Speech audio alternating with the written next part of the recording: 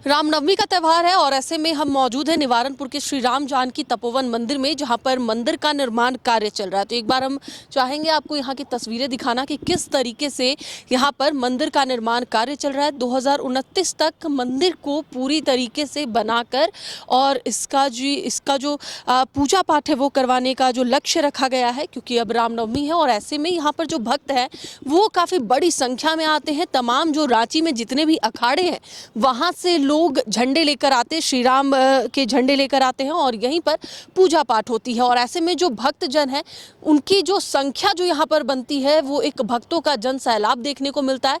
हम एक बार यहाँ का निर्माण कार्य दिखाने की कोशिश करेंगे कि किस तरीके से जो यहाँ पर जो पत्थर है, पत्थर यहाँ के हैं भी नहीं, जयपुर से पत्थर आ रहे हैं और वहीं से पत्थर लाकर बनाए जा रहे हैं। यहाँ पर जो कारीगर है वो भी यहाँ मौजूद है और जो पूरे पत्थर है उसकी घिसाई चलती है। किस तरीके से निर्माण कार्य चल रहा है वो हम आपको दिखाने की कोशिश कर रहे हैं। कहा जा रहा है कि 2029 तक जो यह मंदिर है वो बनकर तैयार हो जाएगा, लेकिन उसके पहले जो है अभी की अगर बात कर ले वास्तु स्थिति की, तो लगभग 6 फुट का जो कार्य है, मंदिर की जो हाइट है वो अभी पूरा हो चुका है और धीरे धीरे कर ऐसे ही इस पूरे मंदिर को 2029 तक बनाने का जो कार्य है वो खत्म करना है। तो आगे चलिए महंत जी से बात करेंगे यहाँ के और जानेंगे कि इस मंदिर का इतिहास क्या है और ये भी जानने की कोशिश करेंगे कि यहाँ का जो प्रारूप होने वाला है मंदिर का वो कैसा होने वाला है।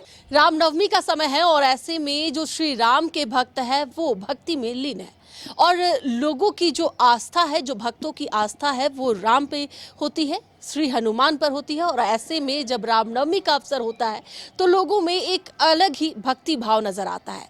इस वक्त हम मौजूद हैं निवारनपुर के श्री राम जानकी तपोवन मंदिर में और यहाँ पर हर साल रामनवमी को तमाम झांकियाँ आती है। रांची के अलग अलग जो अखाड़े हैं, जो पूजा पंडाल होते हैं, वहाँ से लोग आते हैं, अपनी झंडों को लेकर आते हैं और यहाँ पर श्री राम भगवान के दर्शन भी करते हैं। हमारे साथ यहाँ के महंत ओम प्रकाश शरण जी हैं, सबसे पहले इनसे जानते हैं।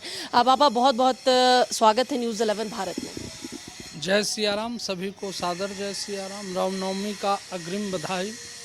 सबसे पहले तो ये जानना चाहेंगे, क्योंकि तपोवन मंदिर काफ़ी पुराना है और इसका जो इतिहास है वो काफ़ी पुराना है। सबसे पहले यहाँ के इतिहास के बारे में कुछ जानना चाहेंगे ताकि हमारे दर्शकों को भी पता चल सके कि जिस तपोवन मंदिर में वो आते हैं उसका इतिहास क्या है, वो किस तरीके से यहाँ पर स्थापित हुआ था। पूर्व में हमारे पूर्वाचार संतों के द्वारा ये तपोवन नाम में ही यहाँ का प्रारूप छिपा है। यहाँ संतों के द्वारा भजन किया गया है। आज से करीब 376-77 वर्ष बीत चुके हैं। ऐसे तो लेखनी में कुछ नहीं है, पर हमारे जितने भी पीढ़ी यहाँ तपस्या किए हैं उन सभी का प्रारूप यहाँ उपस्थित है और उसे देखने से लगता है कि 400 वर्ष लगभग हो चुका है। लगभग 400 वर्ष हो चुका है, क्योंकि अब जो मंदिर का जो प्रारूप है वो और विस्तारित हो रहा है। अब जो इसे अयोध्या के तर्ज पर बनाया जा रहा है, इसका प्रारूप क्या होने वाला है, कब तक मंदिर बनकर तैयार होने वाला है? देखिए, हमारे पूज्य गुरुदेव भगवान का इच्छा था कि यहाँ भव्य राम मंदिर बने। चूँकि रामनवमी का शुरुआत 1929 में रांची में हुआ, तो 2029 में 100 साल पूर्ण होने जा रहा है। तो इसे भी देखते हुए ये मन में विचार आया कि मंदिर 2029 में जब राम भक्तों को कुछ 100 वर्ष पूर्ण हो तो कुछ बड़ा और भव्य और दिव्य तपोवन में दर्शन करने का लोगों का सौभाग्य हो। इन्हीं सब विचारों से और पूज्य गुरुदेव भगवान की इच्छा रहा, जो हमसे पूर्व में थे महंत राम शरण दास जी महाराज, और वर्तमान हमारे जितने भी मंदिर के सहयोगी लोग हैं, सबका ये इच्छा रहा कि बाबा यहाँ कुछ भव्य बने। चूँकि सीमेंट गारे का मंदिर तो हर जगह बन रहे हैं और जिस प्रकार से अयोध्या में राम मंदिर बन रहा है उसी प्रकार से बने, पत्थर का बने और भव्य और दिव्य जितना हो सकता है पूरे झारखंड में या भारत में दूसरा राम मंदिर का प्रारूप देने का प्रयास किया जाए।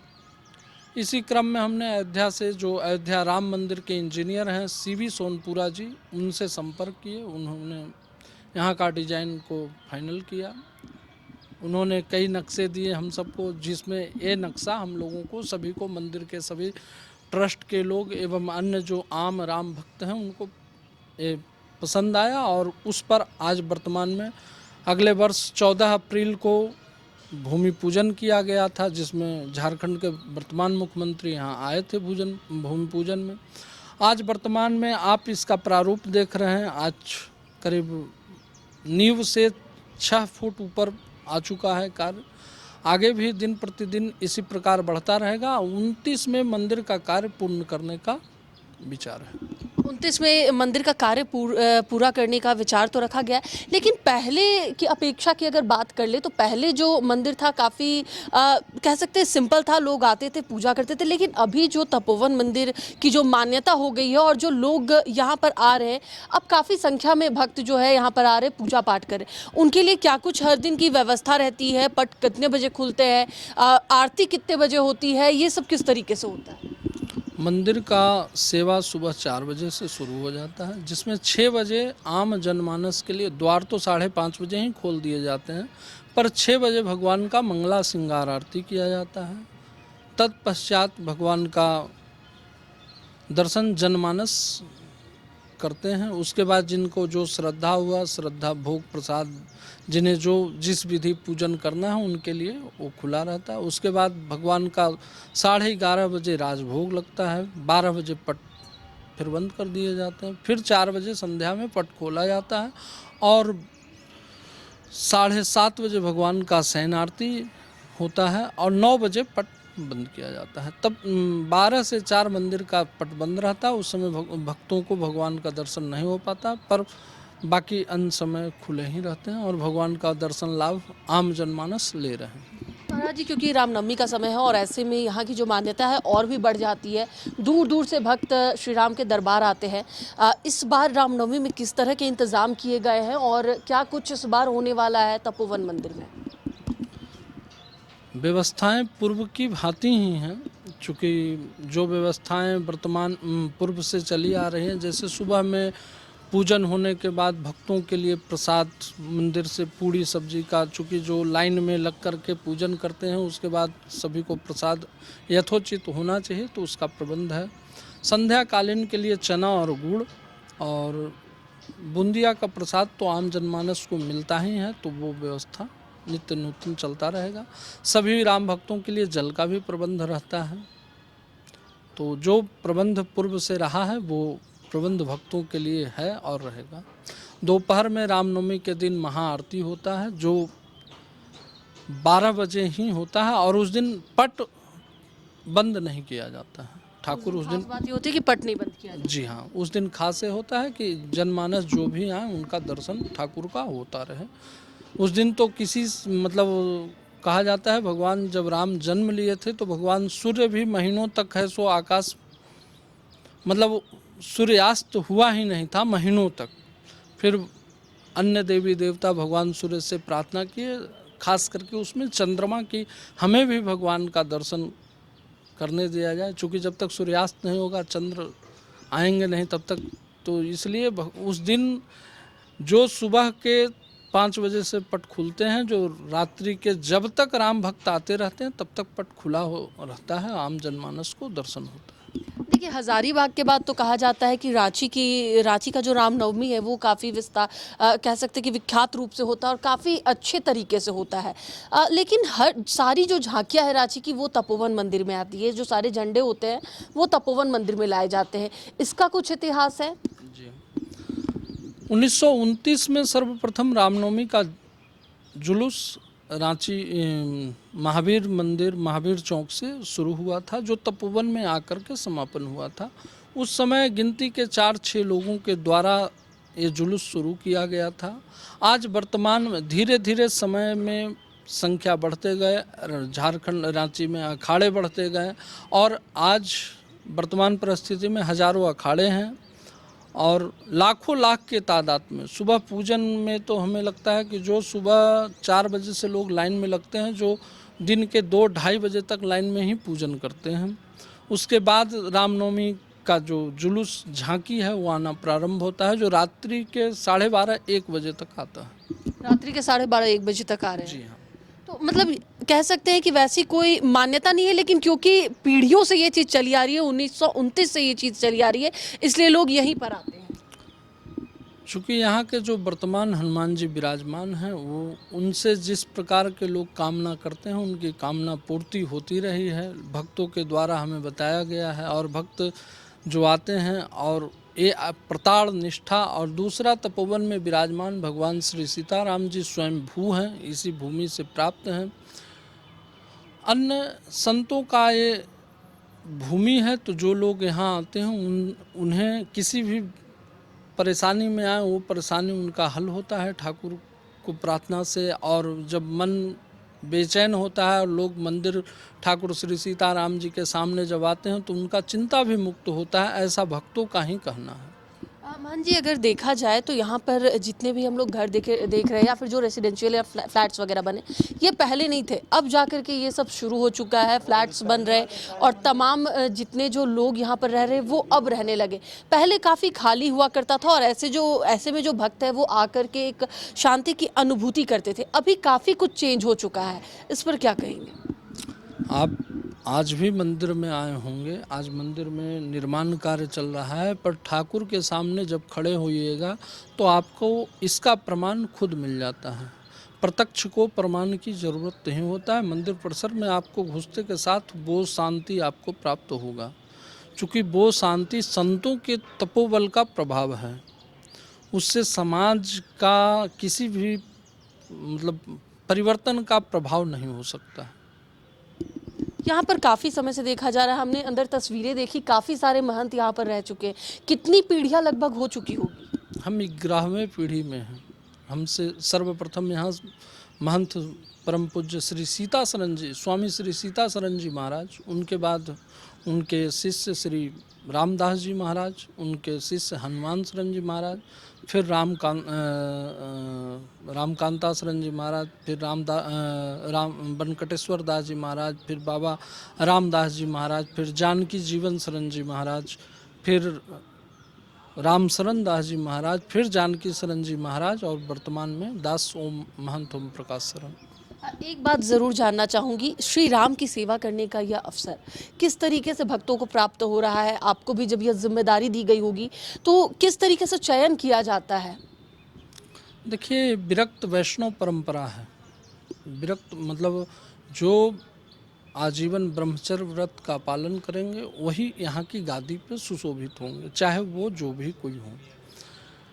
दूसरी है कि भगवत सेवा अयोध्या में अपना स्थान है, लाल साहब दरबार, वहाँ से ही विशेष रूप से चयन का अधिकार वहीं होता है। चूँकि वहाँ सेवा पूजा का जो प्रथा है, विधान है, तपोवन में आज भी अयोध्या का ही परंपरा से भगवान का सेवा होता है।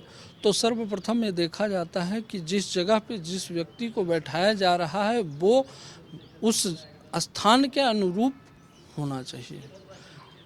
आज के वर्तमान परिस्थिति में सेवा भाव धीरे धीरे कम होता जा रहा है, तो उसका कारण है लोग चयन में गड़बड़ी आने के कारण होता है। जहाँ भी आज परंपरा विरक्त वैष्णव परंपरा है, वहाँ की सेवा भावना आज भी सुदृढ़ है और भविष्य में भी सुदृढ़ रहेगा।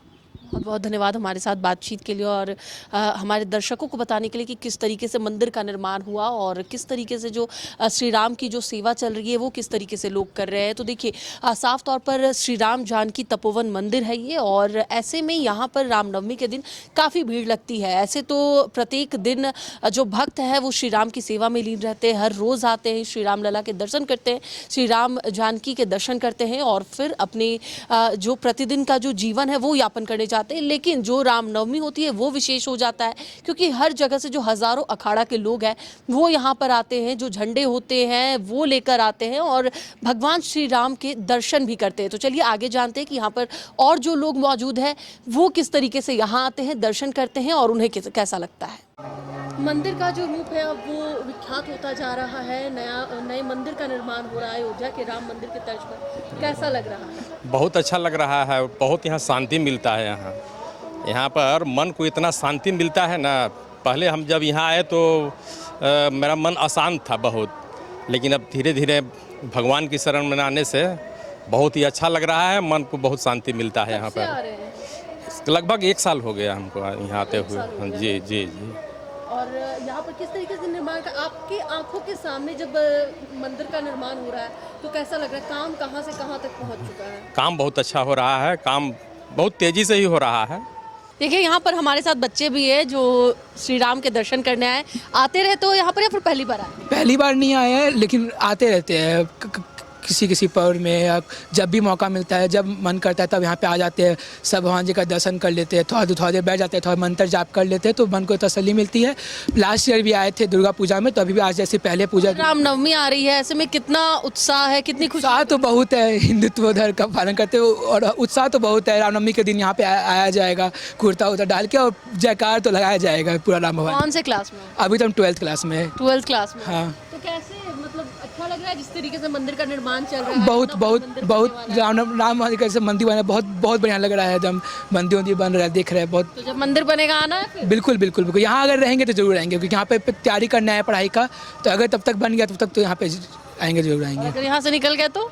अगर मौका मिला रांची आने का तो फिर आएंगे ही। जब चलिए देखिए, बच्चों का जो मन होता है वो चंचल होता है, और ऐसे में अगर भगवान की आस्था में लगे, भक्ति में लगे, तो ये और भी अच्छी बात हो जाती है। और बच्चे आ रहे हैं यहाँ पर, भगवान के दर्शन कर रहे हैं और उसके बाद फिर पढ़ाई भी कर रहे हैं। तो चलिए और आगे चलते हैं और जानते हैं। तो देखिए अभी हम मौजूद है श्री राम जानकी तपोवन मंदिर में, जिसका इतिहास हमने जाना कि कितना पुराना है और मंदिर का निर्माण कितना हो चुका है, कब तक मंदिर का निर्माण जो है वो पूरा हो जाएगा, कितनी पीढ़ी यहाँ पर महंत की सेवा दे चुके हैं, और जो तमाम चीज़ें हैं इस मंदिर के बारे में हमने वो जाना। और रामनवमी का अवसर है, ऐसे में जो भक्तजन है वो आ रहे हैं, श्री राम के दर्शन कर रहे हैं और भगवान राम के आशीर्वाद भी ले रहे हैं। फिलहाल इस खबर में मेरे साथ बस इतना ही। कैमरा पर्सन कौशल नारायण के साथ रांची से तान्या चौधरी।